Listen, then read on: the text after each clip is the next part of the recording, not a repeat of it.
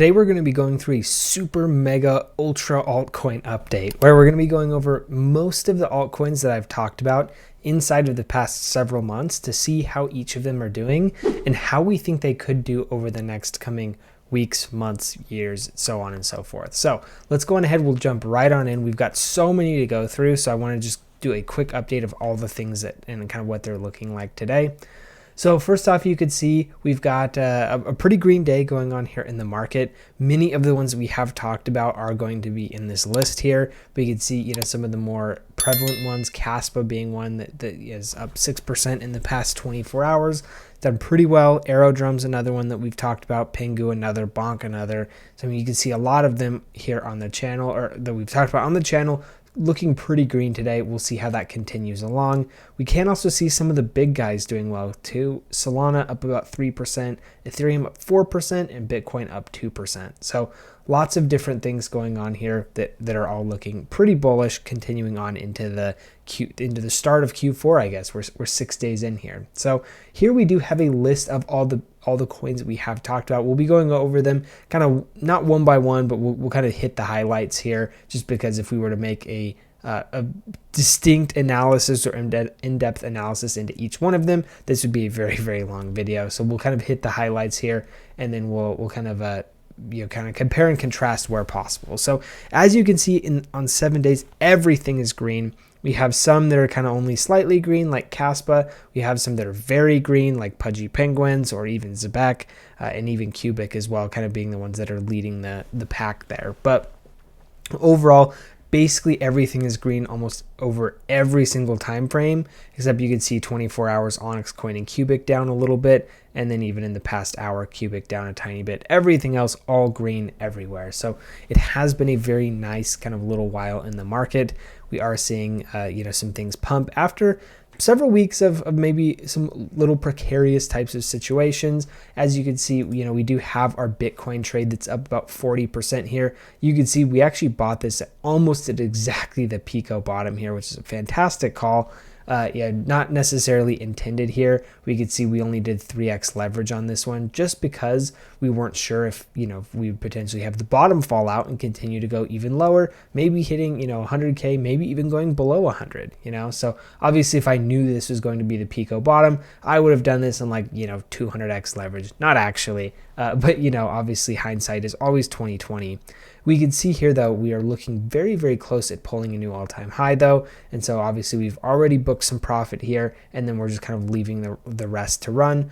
If we do break another all-time high, we might secure a little bit more profit, and then we'll just kind of continue along. We also are seeing that our XRP trade is back up. This one at 5x leverage, up about 40% in the profitability right now.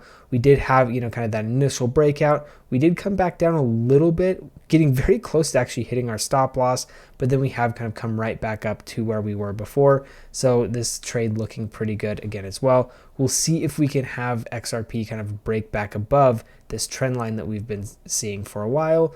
Been rejected a couple of times here, so having a break back above this trend line, I do think would be a good thing to see. We'll have to kind of see how it goes. Time, of course, will tell. So moving along, though, we have a couple of other things. These are some of the trades that we had. We will follow some others that, maybe we don't have trades open yet currently. But if you are interested, I do have those links in the description below for both BloFin, Weex, as well as BTCC.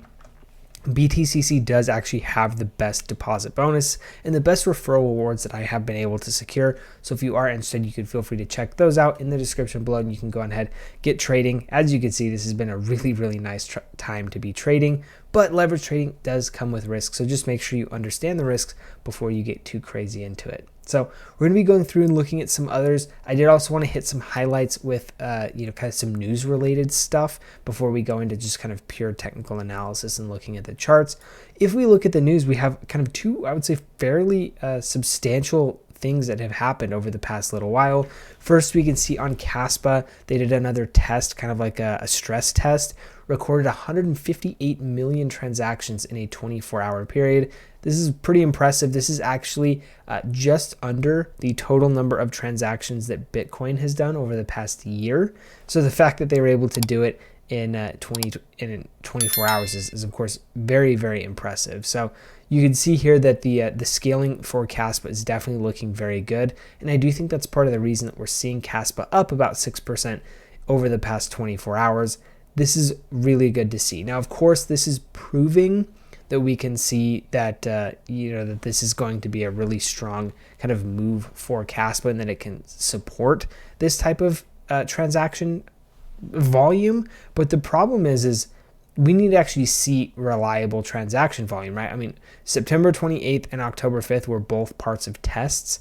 This 15.8 million back in 2024, this was actually real volume, but these other two have been part of essentially like stress testing the network. So we need to see kind of more organic volume coming onto the Kaspa ecosystem for this to really be kind of like a really super impressive, right? Like obviously it can hold it. Now we need to see it sustain it. So that's what I'm going to be looking very, very closely at. And then also another one that has been kind of a silent killer here is BNB. We can see BNB at $1,200 now, which is a super, super impressive move. BNB has just been absolutely killing it over the past several months, even several years here. BNB chain is kind of I would say it's probably, other than Solana and Ethereum, it is the most widely used chain, and it's an exchange chain as well, right? I mean, this is Binance's exchange coin. Generally, exchange coins don't do they do particularly well, but they don't really have any actual real volume or value in them, other than the fact that exchanges make a decent bit of money and they're able to kind of buy back their own coin and force up the price, which has been kind of standard there for many exchanges. BNB is a little bit different because people actually use the BNB network, and it's been very, very successful so far. So it has been interesting to see that BNB has just done so well. Now, moving along, I want to take a look and kind of hit the highlights of some others. We'll take a look at ICP. We'll take a look at Kaspa off of the back of the news. And then we'll also take a look at Aerodrome and potentially even going into the ZBCN network, just because it has seen a major move over the past 7 days. And then maybe we'll take a quick look at memes. I don't think kind of overall we're in meme season. It does appear that we might be getting close to meme season, which is why I don't want to spend too much time on them right now. But when we do kind of get to that meme season point, we of course will be spending more time talking about them. But that's why I'm going to be kind of skipping over them at least a little bit right now. They are moving decently, but I don't think that we're in like a full-on meme season. With some of the moves we have seen from BNB, I have seen some things that, potentially the BNB ecosystem starts to kick off because of, kind of the price appreciation. It's kind of that wealth effect, right? The base asset goes up, and then we start to see like, layer 2s, 3s, apps, NFTs, things like that. And so I do think we could see that type of rotation happen within the BNB ecosystem. We'll have to see, right? Time will tell for sure. But there's definitely a lot of interesting things going on here. So moving along, let's go ahead and we will take a look at ICP first, because ICP has started to see a little bit of some positive upward momentum. But as you can see, this is the daily candles. We have been kind of locked in this type of consolidation area, whether it's accumulation or distribution, we do not know quite yet. Essentially, whether it's the bottom or the top is kind of what that means. And then, but you can see we have started to see a little bit of upward momentum and some pressure here, potentially looking to hold above this kind of high liquidity zone here, which would be, of course, very good. And then we'd be looking to see a continued move to the upside here. Again, time will tell. It's hard to say exactly for sure what's going to happen. We did have actually an ICP trade open, but we did have that stop loss set around this kind of $4.10 range. We did see several closes happen below this. So of course that trade did get stopped out, which is a little bit unfortunate given what we've seen here, given that those were kind of some isolated wicks. We didn't see sustained action below that level. But what are you going to do? Kind of is what it is. And that's some of the risks that you take with trading. So we'll have to see kind of how ICP continues to move. Ideally, we continue to see a move to the upside here.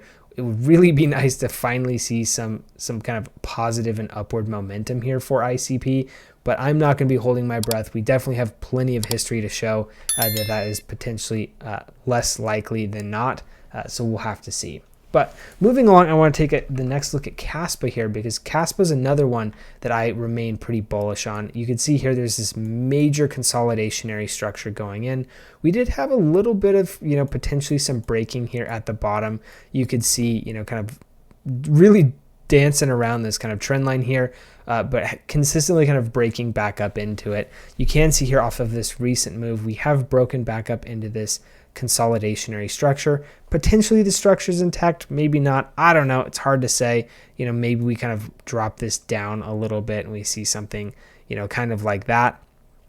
Maybe that makes a little bit more sense. I don't know. But this is kind of ultimately what we're looking at, is we are very, very close to the bottom of this structure here. And similarly, we need to see kind of some continued move to the upside before we see a breakout. So as you can see with ICP and Kaspa, we're not really close to a breakout to the upside like we might be with several others. Obviously, Ethereum's doing very well. BNB is doing very well. Solana has seen flashes of doing well, but it hasn't really been able to sustain it. These ones definitely are sitting in good structures, and when we see a breakout, it will be a very, very good thing. But until we see that breakout, probably going to be a lot of choppiness moving around here.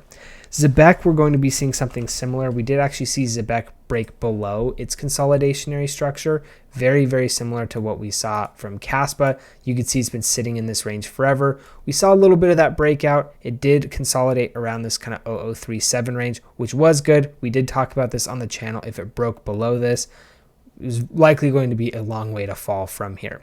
We've seen a really strong move to the upside, which is why over the past 7 days, we have seen that 25% move, but we have currently, at least so it seems, been rejected, kind of as we were trying to force a breakout of this consolidationary structure. Again, ideally, maybe we do a retest, which we've already seen. Maybe we continue to do some retests on this level of support and then break out here. We would want to see a pretty strong break. I do think that this is possible. ZBCN is one that keeps building. It does very, very well. It's one that I am more than happy to hold for the long term. So this is one that, I think time will continue to make it stronger rather than the otherwise. You can see here on the Bollinger Bands, though, it is definitely very much overextended. So some level of consolidation here before a continued move, I think does make sense. So we'll just have to see what happens here, but I'm looking very, very closely at ZBCN, and we'll see kind of what happens here. I do think that it has the potential to be a major mover. Now let's go take a look at Aerodrome, because Aerodrome's another one that I think could be a potential major mover. We saw obviously that really strong consolidate, or the like uptrend structure here, kind of on this more micro time frame. We did obviously, of course, break down below that, getting close to this kind of more macro uptrend that we've seen. We haven't actually touched it quite yet, but we did get close-ish. And then you can see we actually have kind of come back up into this kind of really tight range of multiple different supports and resistances. We've been rejected multiple times at this $1.20 range. So ideally, again, kind of what we're going to be looking for is maybe a break and a retest, and then potentially a further move to that upside. But it's obviously very clear that that $1.20 range is a strong level of support, given that we've been rejected at that level 4 of the past 5 days. So we'll have to see. We'll, of course, keep up to date with what's going on here. But again, same thing with ZBCN. I do hold Aerodrome. I'm very happy holding Aerodrome. I think that Aerodrome has a massive potential to the upside, and I think it can do quite well, given that it's kind of the main DEX player within the Base ecosystem, and I do expect that Base will continue to crush as it has been so far. So I'm going to be very interested to see exactly what happens here, and we'll see kind of what it does on the moves, whether it's to the upside or the downside. Hard to say for sure. Let's also go through and take a look at Jasmy. Jasmy is one that I'm a little bit less bullish on. I've kind of had my opinions start to change on Jasmy. It was moving really, really nicely, but if you look recently, it hasn't been doing particularly well. We were in a little bit of this descending wedge. We did break out to the downside. We did hold on this level of support, this 1.1 cent level of support, which is of course good to see. And then we're now kind of starting to come back up a little bit. But you can see with the gaps here, the volume on Jasmy definitely has come down a ton, which isn't necessarily the best thing to see. The updates from the team have been somewhat limited. And then if you look, obviously Jasmy in the past has had a lot more volume. It's had a lot more volatility, and we just haven't seen that over the past several months. That's not to say it can't come back. It's not to say it can't happen again. I still do hold the Jasmy tokens that I do have, but I'm not looking to be buying any more at these lower levels.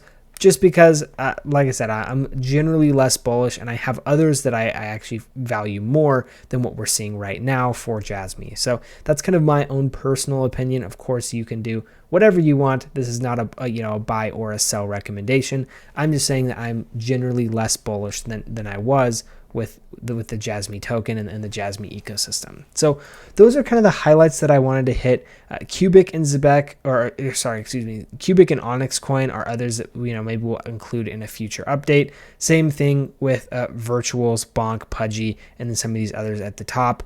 We talk about these fairly consistently on the channel, just kind of as things go around. You can see Ethereum actually getting very, very close to breaking 4,700, which would be great to see. So we'll have to see kind of exactly what goes on here. But overall, those are, I would say, the most noteworthy right now. Virtuals is one I remain, pretty interested in and keep a close eye on regularly. It's been a while since I've talked about it on the channel, but this is one that I think if AI starts to kick off again, we could see a nice move from Virtuals. Pudgy and Bonk, I think, are going to be the meme coin winners of the cycle. Could be right, could be wrong, who knows? But these are ones that I actually I value quite greatly. So in terms of the meme coins, I think they're a great place to be looking. So I'll be keeping a close eye on them. Onyx coin, we haven't really seen much in terms of news catalysts or anything, so we'll have to wait there. And then Qubic, of course, looking pretty good. They have definitely a very interesting type of project. We'll just have to see how it continues to develop. So overall, that's what we've got today in terms of this altcoin mega update. I know that the video length is starting to get a little bit long, so I'm going to wrap it up here. But if you have any other coins that you want me to be taking a look at, or if there's any that you feel I forgot, I feel like there's probably some that I've forgotten, but just let me know if you have any in the description below. I guess one that I haven't taken a look at here recently is Simple AI. Simple AI is another one that we've been talking about a lot on the channel as well as over on the Twitter account. I believe that one's hovering around a $2 million market cap. So it had that really nice run to 5 million. It's kind of come back and held at that $2 million range for quite some time now. Similarly, I do think that, when we see another AI run, or if we see another AI run, I'd be very surprised if we didn't. But again, anything can happen in crypto. But when we see that next AI run, I do think that Simple could be another major mover. So that's one that I continue to hold and have great conviction in. So overall, we'll have to see kind of how all this ends up shaking out. Hopefully you found the information in the video useful. If you did, of course, a like and a subscribe does help. And then if you have any comments or questions or any coins, like I mentioned, if you think I missed any or you want me to cover some others, feel free to drop those in the comment section and I will take a look at those. Thanks so much for tuning in, and we'll see you in the next one.